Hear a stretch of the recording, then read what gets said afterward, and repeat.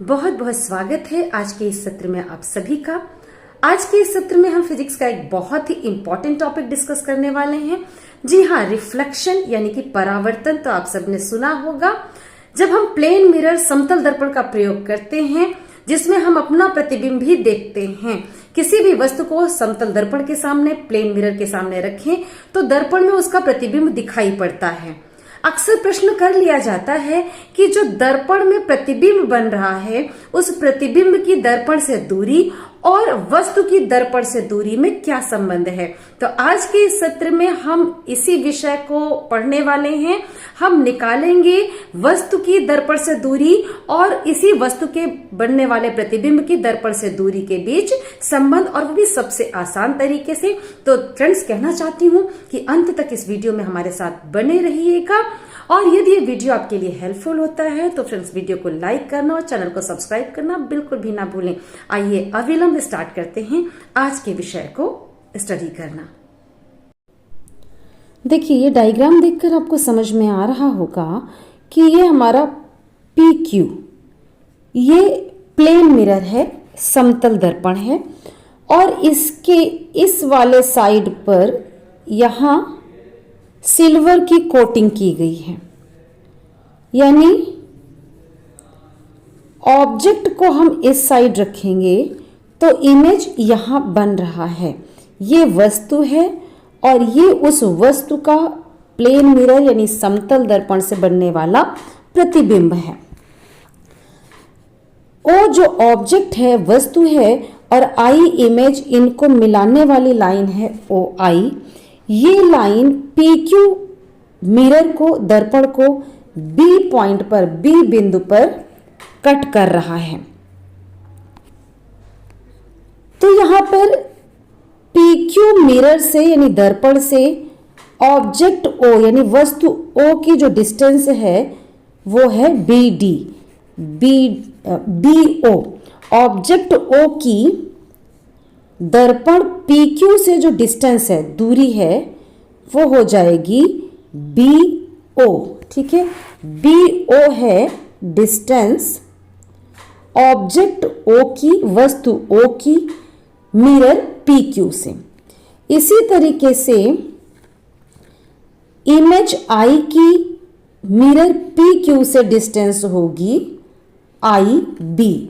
ठीक है, ये इमेज की डिस्टेंस हो गई, प्रतिबिंब की IB, और ये हो गई OB, वस्तु की डिस्टेंस, वस्तु की दूरी मिरर यानी दर्पण PQ से। हमें OB और IB के बीच रिलेशन निकाल के दिखाना है, और जानते हैं जैसा कि आप कि OB डिस्टेंस IB के बराबर आएगी, यानी किसी प्लेन मिरर समतल दर्पण में ऑब्जेक्ट O की मिरर PQ से डिस्टेंस OB इमेज I की मिरर PQ से डिस्टेंस IB के बराबर होगा, यानी ये डिस्टेंस और ये डिस्टेंस बराबर होंगे। और इसी चीज को हमें प्रूव करना है। तो फ्रेंड्स, इसे प्रूव करने के लिए कि ये हमारा I जो OB है यानी OB डिस्टेंस हमें प्रूव करना है। OB is equal to IB। OB को IB के बराबर प्रूव करने के लिए हम इस ट्राइंगल यानी त्रिभुज को इस त्रिभुज से कॉन्ग्रुएंट यानी सर्वांगसम प्रूव करेंगे, और जब ये सर्वांगसम प्रूव हो जाएगा तो इसकी करस्पॉन्डिंग साइड यानी ये और ये भी बराबर प्रूव हो जाएंगे। अब ट्राइंगल ABO को ट्राइंगल ABI से कॉन्ग्रुएंट यानी सर्वांगसम प्रूव करने के लिए हम आगे का प्रोसेस करते हैं। तो फ्रेंड्स, आप देख के समझ पा रहे हैं कि O ऑब्जेक्ट है, इससे लाइट रेज, प्रकाश की किरण चलेंगी। तो कोई भी दो रेज हम लेते हैं उसके इमेज को ड्रॉ करने के लिए, प्रतिबिंब को बनाने के लिए। O से जो रे चल रही है, पहली हमने यहां पे लिया OB रे। OB कैसी किरण है प्रकाश की, जो O ऑब्जेक्ट यानी वस्तु से मिरर PQ पर परपेंडिकुलर यानी लंबवत इंसिडेंट होती हैं, लंबवत आपतित होती हैं। और लॉज ऑफ रिफ्लेक्शन यानी जो परावर्तन का नियम है वहां आपने पढ़ा है कि एंगल ऑफ इंसिडेंस बराबर एंगल ऑफ रिफ्लेक्शन, आपतन कोण और परावर्तन कोण बराबर होता है। तो अगर किसी प्लेन मिरर पर परपेंडिकुलर इंसिडेंट होगी प्रकाश की किरण, यानी एंगल ऑफ इंसिडेंस 0, आपतन कोण 0, तो उसी रास्ते पर लौट आएगी प्रकाश की किरण। क्यों? क्योंकि एंगल ऑफ रिफ्लेक्शन यानी परावर्तन कोण भी 0 ही होगा, इसलिए। ठीक है, अगर इसमें कोई भी कंफ्यूजन है तो फ्रेंड्स कमेंट बॉक्स में लिखिएगा, इसका मैं डिटेल में फिर से अलग से आंसर दे दूंगी। यहाँ आप ये समझ के होंगे कि मिरर PQ पर O से चलने वाली वो प्रकाश की किरण जो कि परपेंडिकुलर इंसिडेंट होती है, लंबवत आपतित होती है, वो उसी रास्ते पर लौटेगी। और इसी चीज को यहाँ पर डायग्राम में शो किया गया है कि ये प्रकाश की किरण इस रास्ते से आई और इसी रास्ते से लौट गई। दूसरी ओर से चलने वाली हमने जो रे ऑफ लाइट ली है प्रकाश की किरण, वो है हमारी OA। A पॉइंट पर इंसिडेंट होती है, आपतित होती है आकर के, और OA मिरर से रिफ्लेक्ट होती है, परावर्तित होकर के AD डायरेक्शन में चली जाती है। ये AC मिरर PQ पर नॉर्मल है, लंब है। ठीक है, अभिलंब है, ये AC अभिलंब है। ये यहाँ पे एंगल ऑफ इंसिडेंस होगा, ये एंगल ऑफ रिफ्लेक्शन होगा। आपतन कोण I और परावर्तन कोण R होंगे। तो ये आपने डायग्राम में देखा कि O से चलने वाली OA AD डायरेक्शन में रिफ्लेक्ट होके चली जाती है। I एंगल ऑफ इंसिडेंस और R एंगल ऑफ रिफ्लेक्शन। आपतन कोण I और परावर्तन कोण हो गया R। तो ये डायग्राम में क्लियर हुआ आपको। अब लॉ ऑफ रिफ्लेक्शन से ये I इस R के बराबर होगा। आपतन कोण बराबर परावर्तन कोण होना चाहिए। तो फ्रेंड्स, अगर हम इसको निकालना चाहें, यानी एंगल BAO हम निकालना चाहें, तो आप देख रहे हैं AC नॉर्मल है, अभिलंब है ना। इसका मतलब ये पूरा एंगल हो गया 90 डिग्री, ये एंगल हो गया I, तो ये रिमेनिंग एंगल कितना हो जाएगा 90 माइनस I, यानी BAO आएगा 90 माइनस I। इसी तरीके से अगर हम QAD निकालें तो फ्रेंड्स इतना 90 डिग्री होगा, ये R है तो ये वाला आ जाएगा 90 माइनस R। अब चूंकि I बराबर R होता है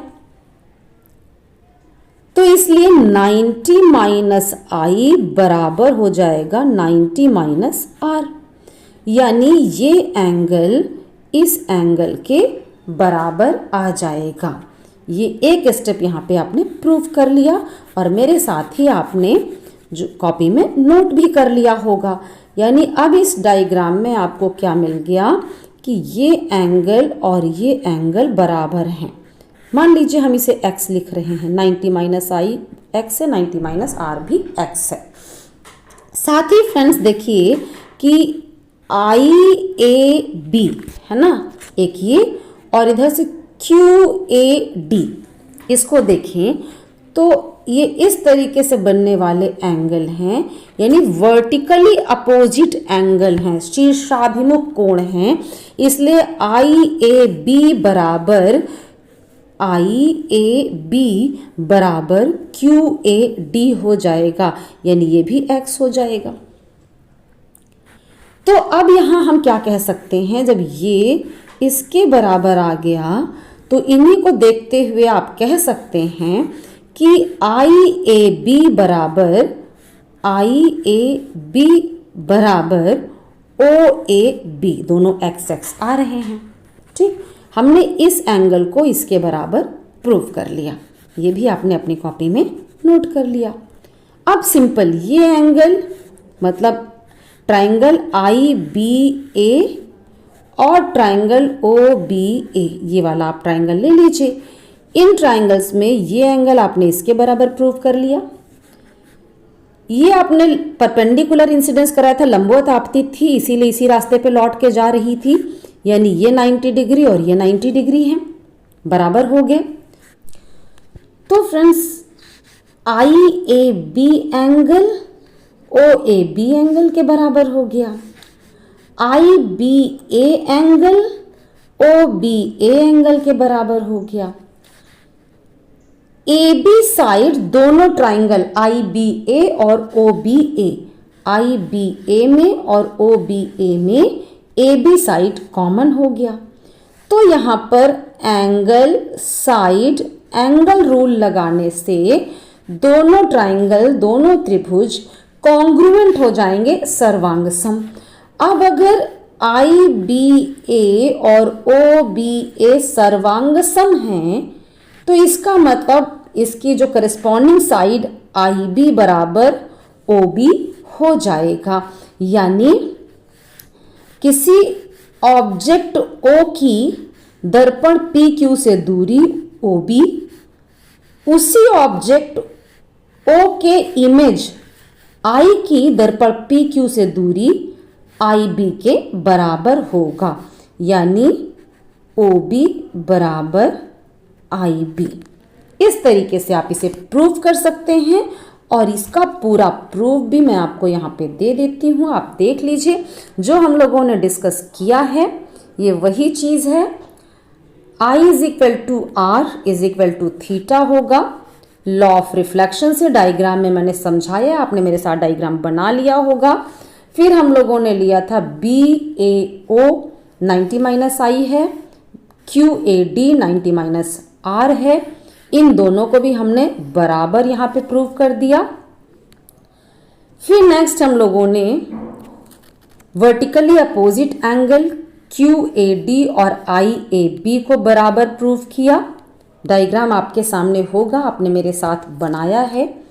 और इन दोनों कंडीशन को यूज करते हुए हम लोगों ने यहाँ पर दिखा दिया BAO = BAI, ये यहाँ पर लिया इक्वेशन नंबर 3 में। इक्वेशन 1 को लिया और 2 को लिया।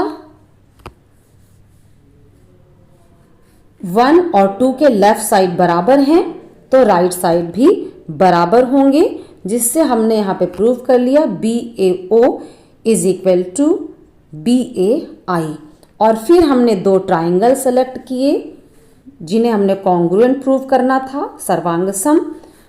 उसमें हमने इस एंगल को इक्वल किया, साइड को इक्वल किया, 90 डिग्री वाला एंगल इक्वल किया और एंगल साइड एंगल का हमने नियम लगा दिया। उसके नियम के लगने से कॉन्ग्रुएंट प्रूव हो जाते हैं दोनों ट्राइंगल। और जब कॉन्ग्रुएंट हो गए इस वजह से IB बराबर OB, यानी कि ऑब्जेक्ट O की दर्पण PQ से डिस्टेंस OB बराबर इमेज I की दर्पण PQ से डिस्टेंस IB। आज के इस सत्र में इतना ही। आगे की जानकारी के लिए आगे के वीडियोस में हमारे साथ बने रहिएगा। आज के वीडियो में अंत तक हमारे साथ बने रहने के लिए आप सबका बहुत बहुत धन्यवाद। Thank you.